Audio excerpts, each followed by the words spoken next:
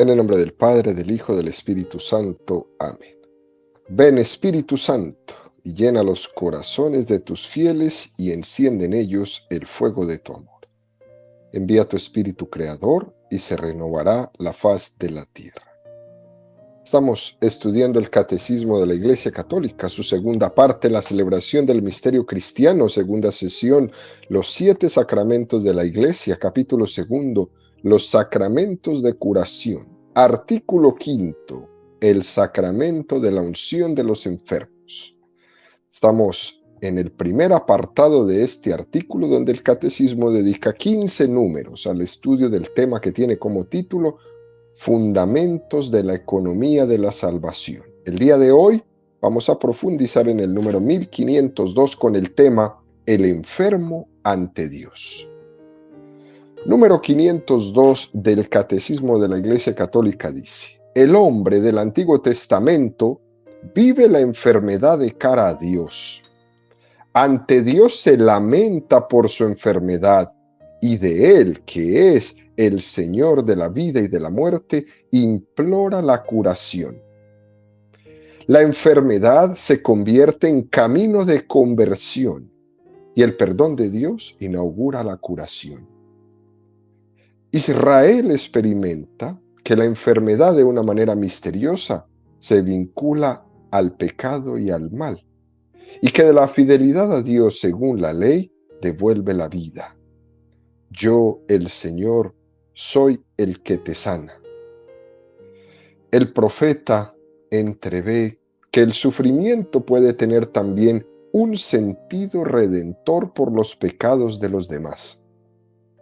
Finalmente, Isaías anuncia que Dios hará venir un tiempo para Sión en que perdonará toda falta y curará toda enfermedad. Es un número precioso que nos presenta el Catecismo para entender el tema de la enfermedad. Es verdad que Jesús, en la plenitud de la revelación que nos trae en el Nuevo Testamento, purifica ciertas visiones de la misma concepción de la enfermedad que no estaba suficientemente purificadas en el Antiguo Testamento. ¿Por qué?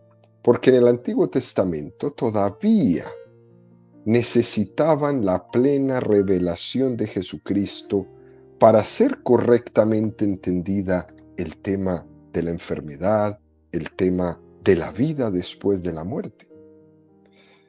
Acordémonos, queridos amigos, cómo Jesús, cuando se le pregunta ¿quién pecó para que ese hombre naciera ciego? Le preguntan, ¿pecó él o pecaron sus padres? Y Jesús dice, ni él ni sus padres. Rechaza que la enfermedad fuera castigo por un pecado. O por ejemplo, en el libro de Job, plantea que si alguien recibe el mal o unas enfermedades tremendas, ¿qué tipo de pecados ocultos ha tenido Job para que reciba esas enfermedades?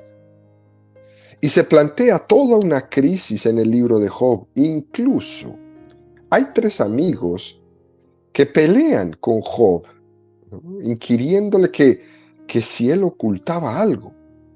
Y Job respondió que no ocultaba nada. Y ellos, sentenciando a Job de algo que habría hecho para que Dios le castigara. ¿Qué quiero decir con todo esto, no? Que ha habido un proceso para ir iluminando el misterio de la enfermedad, de por qué hay enfermos, de lo que supone la enfermedad en los planes de Dios para una persona, de que si la enfermedad es consecuencia de nuestro pecado y de si se puede entender la enfermedad como castigo. Todo eso se ha ido iluminando a través de los tiempos porque en el Antiguo Testamento no estaba claro. Por eso, ante el tema de la enfermedad, queridos amigos, es muy importante que vayamos haciendo una lectura religiosa, que en el fondo parte de la fe de que todo se integra en un plan salvador de Dios. La revelación ha tenido este proceso ascendente en muchas cosas. El entender la vida después de la muerte ha sido un proceso después de muchas cosas. Lo que hay más allá. Uno cuando va leyendo la Sagrada Escritura, según la revelación ha ido avanzando, ve que cada vez se ha ido clarificando más y más y que el Señor ha sido el que ha aportado la luz completa para entender el misterio del más allá después de la muerte. Jesús es el que esclarece todo este tema. Incluso Jesús dice, temed a los que pueden matar el alma. O del destino de salvación y condenación con una claridad tal que no existía en el Antiguo Testamento. En el Antiguo Testamento se habla del más allá, pero poco a poco se va entendiendo y muchas veces cuando hablan del más allá después de la muerte, se habla de una forma con muchas tinieblas.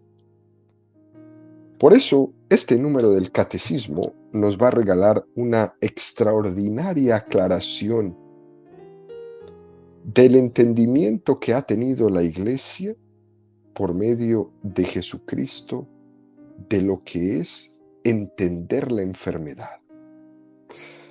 Vamos a desgranar un poco este número 1502 que nos presenta el Catecismo el día de hoy. El hombre del Antiguo Testamento vive la enfermedad de cara a Dios.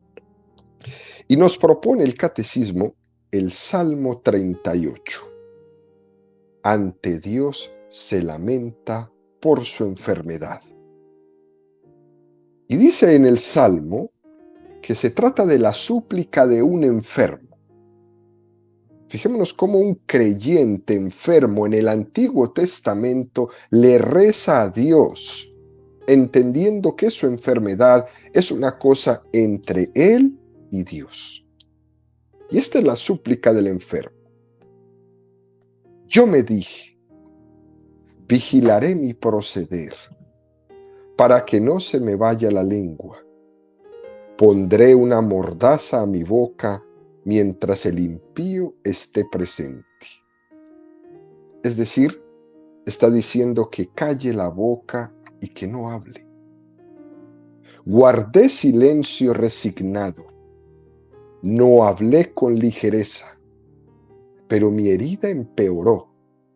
Es decir, su enfermedad iba avanzando. Y el corazón me ardía por dentro, pensándolo que me requemaba hasta que solté la lengua. Entonces se expresa: Señor, dame a conocer mi fin y cuál es la medida de mis años, para que comprenda lo caduco que soy. Me concediste un palmo de vida.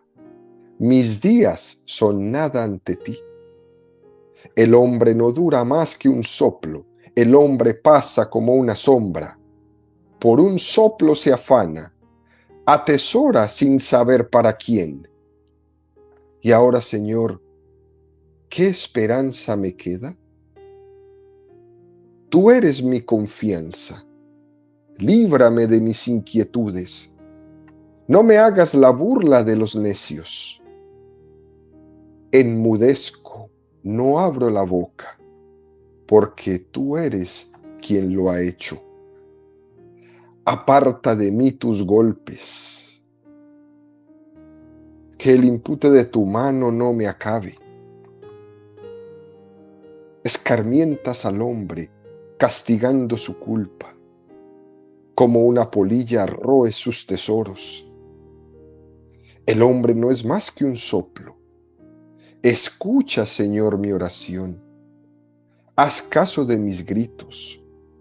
No seas sordo a mi llanto, porque yo soy un huésped tuyo, forastero como todos mis padres.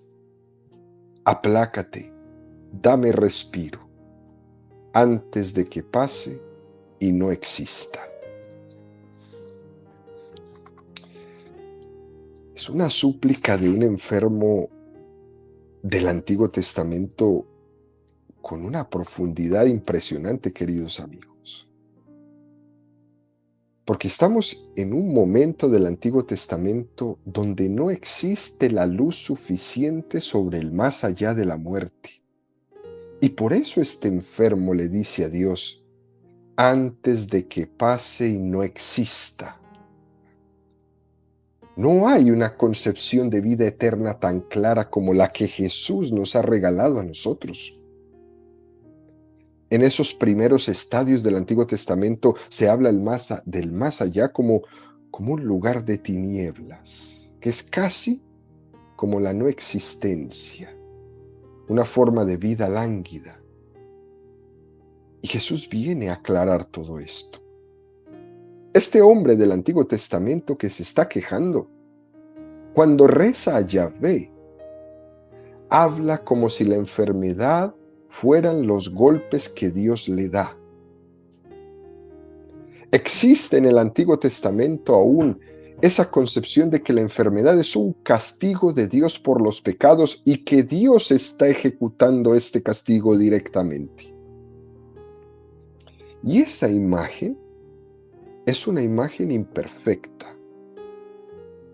Pero el hecho de que sea imperfecta no quiere decir que tengamos que despreciarla sin más. Por eso, en la lectura de la Sagrada Escritura vamos creciendo hacia la luz de la revelación.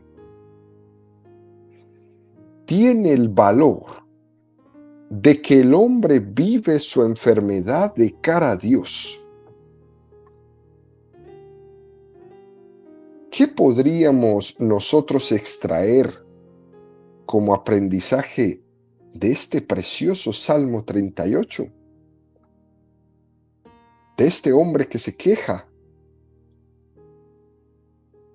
Lo que podemos extraer es el cómo vivir nuestra enfermedad de cara a Dios. Preguntándonos qué es lo que el Señor quiere que aprendamos.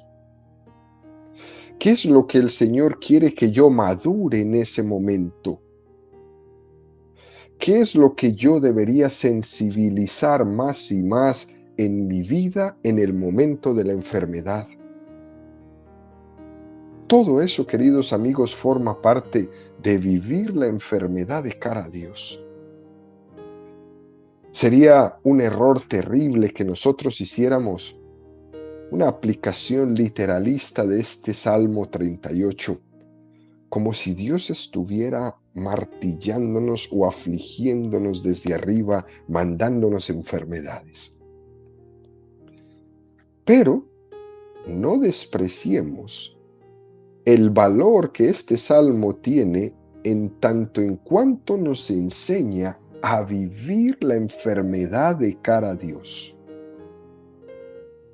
Dios siempre tiene algo que transmitirnos partiendo de este misterio de la enfermedad, sin que Él tenga que ver para nada.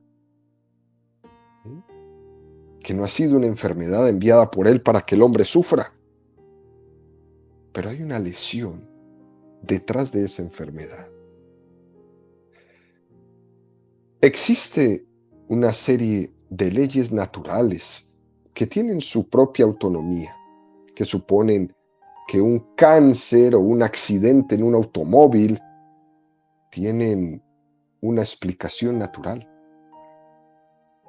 Pero eso no quita para que en última instancia todas esas causas naturales están integradas en una providencia de Dios que es capaz de conducir los hilos de la historia a través de esas causas segundas.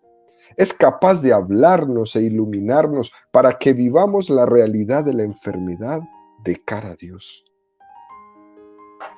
Por eso es que decíamos hace un momento, tenemos que aprender a hacer una lectura religiosa de este momento de nuestra vida que es la enfermedad.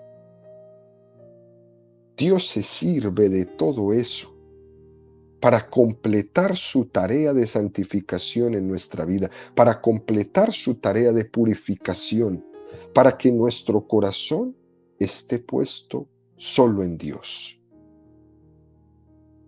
Y eso, queridos amigos, es correcto. No es una visión del Antiguo Testamento que haya que superar. Y precisamente por eso sigue siendo palabra de Dios este Salmo 38.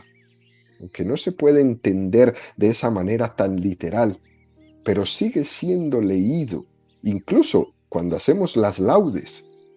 Porque la iglesia sabe que aquí hay un valor muy grande que nos enseña a vivir el misterio de la enfermedad de cara a Dios.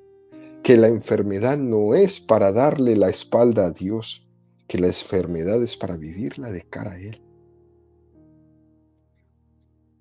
Es incorrecto tener una visión de que la enfermedad es un castigo de Dios por un pecado, o que la enfermedad es el pago que Dios nos da por nuestras culpas. No se puede ver así. A Yahvé se le llama el Señor de la vida y de la muerte.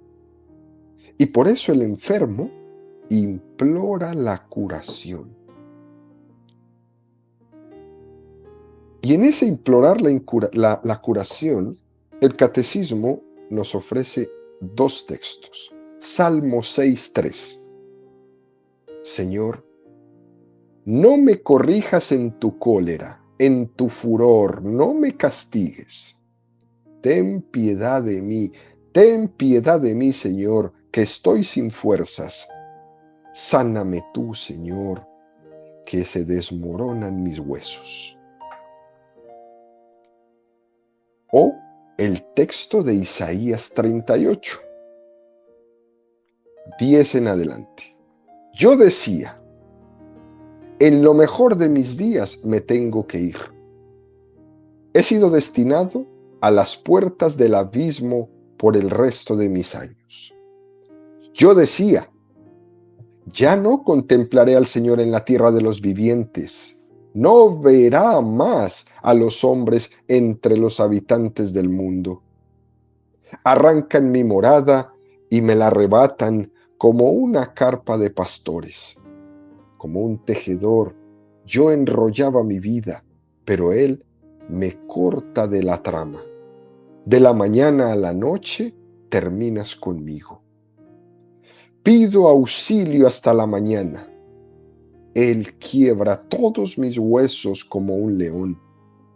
De la mañana a la noche terminas conmigo. Estoy piando como una golondrina, gimo como una paloma. Mis ojos se consumen de mirar a lo alto. Me oprimen, Señor. Sé tú mi fiador. ¿Qué diré para que me responda si quién es Él quien lo hace? Andaré errante a lo largo de mis años con amargura en el alma. Los que el Señor protege vivirán, y su espíritu animará todo lo que hay en ellos. Tú me restablecerás y me harás revivir. Mi amargura se cambió en bienestar. Tú has preservado mi vida de la fosa del aniquilamiento, porque has arrojado detrás de tus espaldas todos mis pecados. No, el abismo no te da gracias. La muerte no te alaba. Los que bajan a la fosa no esperan en tu fidelidad. El viviente, el que vive, te da gracias, como yo en el día de hoy. De padres a hijos se da a conocer tu fidelidad. Porque tú me salvaste, Señor. Haremos resonar nuestras liras todos los días de nuestra vida junto a la casa del Señor.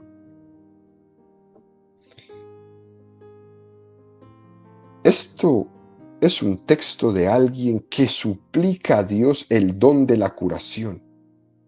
Y cuando recibe ese don, proclama al Señor como el dador de la vida. ¡Qué cosa más hermosa! Con toda su acción de gracias y con toda su alegría, proclama al Señor como el dador de la vida. Y aquí, en este texto que acabamos de leer de Isaías, se ve muy claro cómo en la medida que la fe en la vida eterna es más firme, uno tiene más capacidad para entender que el hecho de que uno no reciba la curación en esta vida no implica que Dios le haya abandonado. Y que cuando uno no tiene esa fe en la vida eterna, como no desea la vida eterna, entonces se le ocurre al enfermo que la misericordia de Dios consiste únicamente en que Dios le cure. Y si Dios no le cura, es que no ha tenido misericordia de él. Es un texto supremamente iluminador. Y cómo ante esta visión que se tenía en el Antiguo Testamento, cómo la luz suficiente para entender el don de la vida eterna más allá de la muerte, nos lo va a regalar Jesucristo. Por eso hay oraciones a Yahvé en el Antiguo Testamento, como esta que hemos leído de Isaías 38, en la que un creyente del Antiguo Testamento solo entiende que la misericordia de Dios con él actúa sanándole. Fijémonos cuando le dice: el abismo no te da gracias, la muerte no te alaba, los que bajan a la fosa no esperan en tu fidelidad. Y después dice: el viviente, el que vive, te da gracias, como yo en el día de hoy. De padres a hijos se da a conocer tu fidelidad. Es decir, quien ha rezado este salmo todavía tiene la luz suficiente para saber que más allá de la muerte, también se puede alabar a Dios. Es más, se le puede alabar en plenitud. Esto es muy bueno para caer en cuenta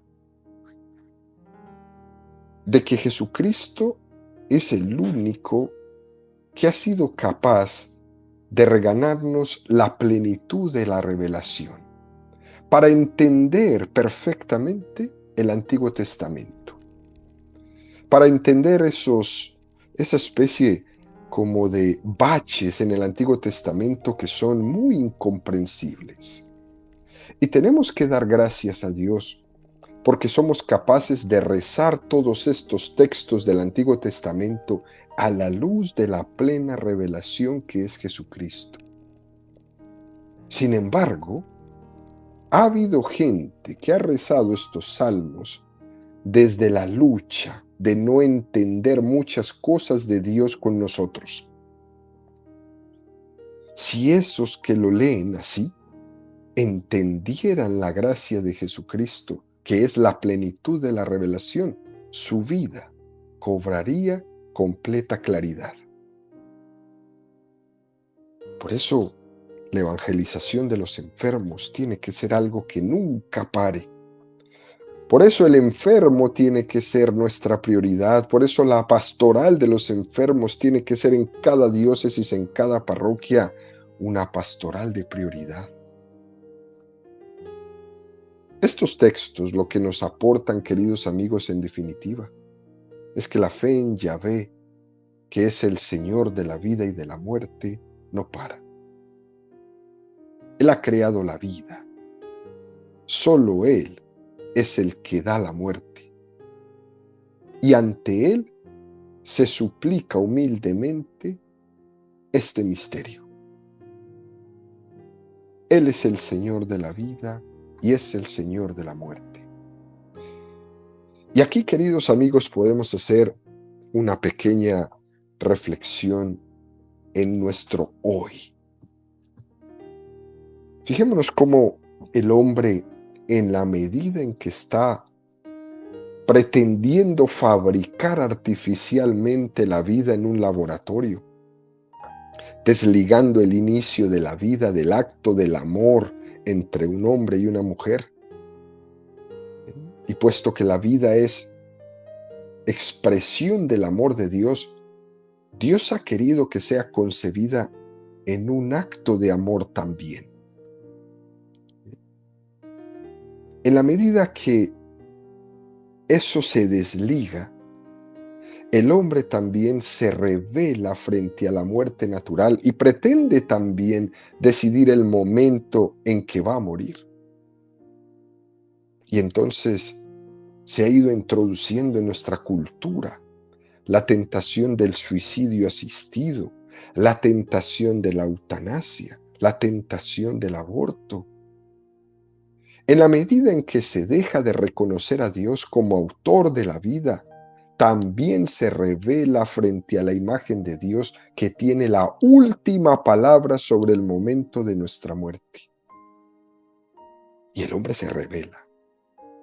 La rebelión frente a una cosa conlleva la rebelión frente a la otra, y estamos revelados en cuanto que Dios es el autor de la vida, y estamos revelados en cuanto que Dios tiene la última palabra ante la muerte.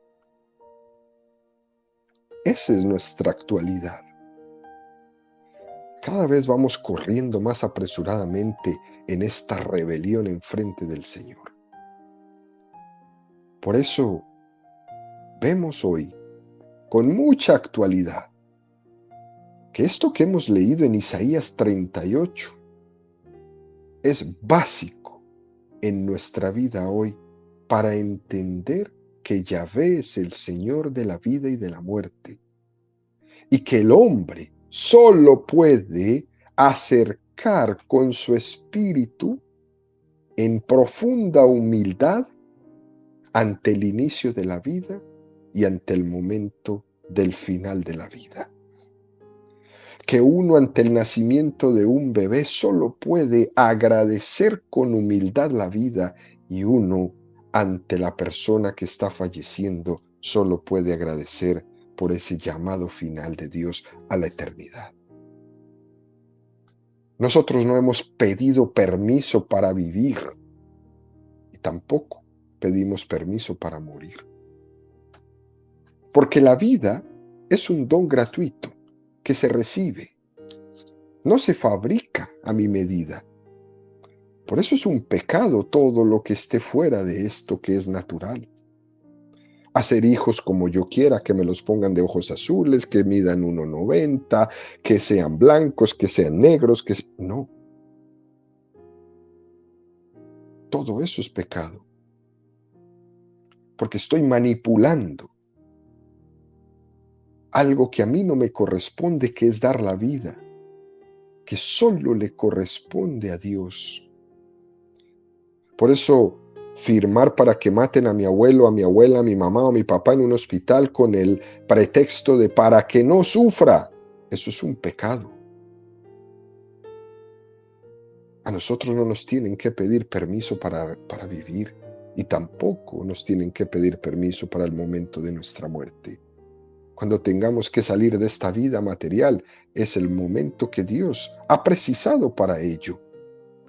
Y la muerte no la prolongo yo. No la prolongo yo. Es Dios el que lo tiene ya en su plan.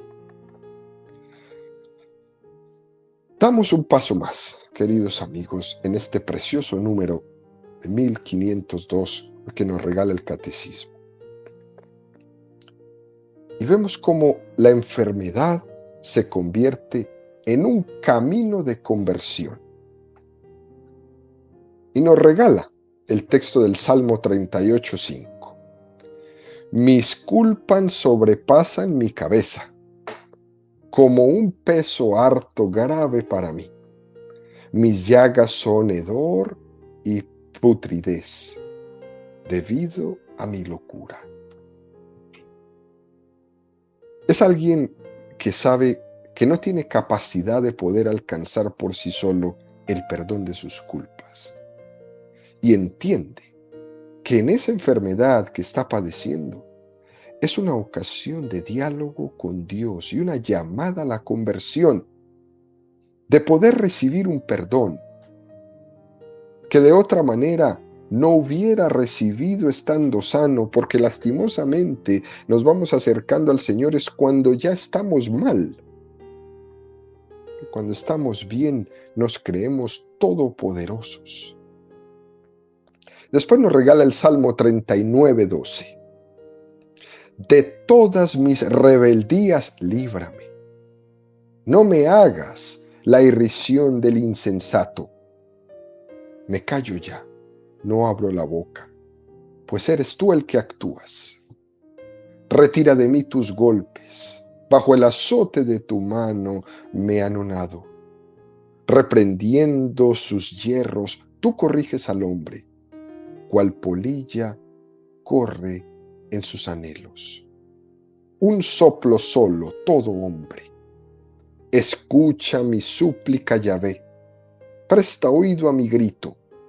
No te hagas sordo a mis lágrimas, pues soy un forastero junto a ti, un huésped como todos mis padres. Como podemos ver, queridos amigos, empieza como a introducirse en el Antiguo Testamento la noción de que la enfermedad es camino de conversión a través de la cual Dios está hablando. Y el perdón de Dios incluso inaugura la curación. Salmo 32:2. Dichoso el hombre, a quien Yahvé no le cuenta el delito, y en cuyo espíritu no hay fraude. Cuando yo me callaba, se sumían mis huesos en mi rugir de cada día. Mientras pesaba día y noche tu mano sobre mí, mi corazón se alteraba como un campo en los ardores del estío. Mi pecado te reconocí y no te oculté mi culpa. Dije, me confesaré a Yahvé de mis rebeldías, y tú absolviste mi culpa, perdonaste mi pecado. Es decir, quien ha escrito este Salmo 32, especialmente el versículo 5, ha entendido que detrás de ese misterio de la enfermedad había una llamada a abrir los ojos a su pecado. También nos ofrece el Catecismo el Salmo 107:20.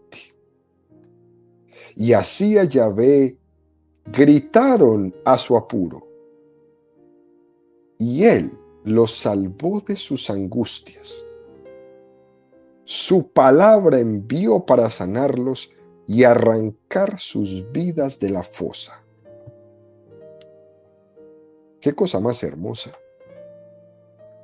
En resumen, va avanzando la revelación y parece que en determinados momentos la curación es casi sinónimo de perdón. Y fijémonos cómo ya en el Nuevo Testamento se nos refiere a algo precioso. Marcos 2:5-12. Se reunió tanta gente que no había más lugar ni siquiera delante de la puerta, y él les anunciaba la palabra. Le trajeron entonces a un paralítico llevándolo entre 4 hombres, y como no podían acercarlo a él a causa de la multitud, levantaron el techo sobre el lugar donde Jesús estaba y haciendo un agujero, descolgaron la camilla con el paralítico. Al ver la fe de esos hombres, Jesús dijo al paralítico, Hijo, tus pecados te son perdonados. Unos escribas que estaban sentados allí pensaban en su interior, ¿Qué está diciendo este hombre? Está blasfemando. ¿quién puede perdonar los pecados si no solo Dios? Jesús, advirtiendo enseguida que pensaban así, les dijo: ¿qué están pensando? ¿Qué es más fácil decir al paralítico: tus pecados te son perdonados, o levántate, toma tu camilla y camina?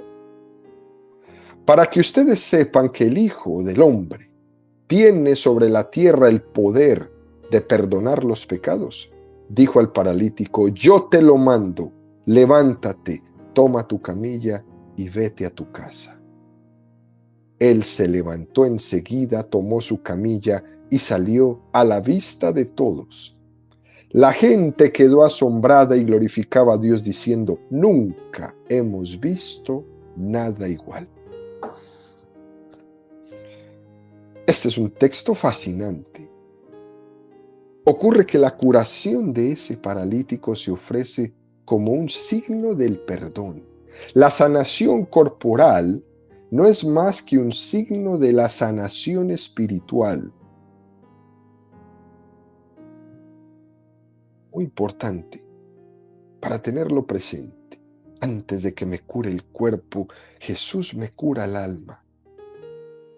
Israel experimenta que la enfermedad, de una manera misteriosa, se vincula al pecado y al mal, y que la fidelidad a Dios, según la ley, devuelve la vida. Yo, el Señor, soy el que te sana.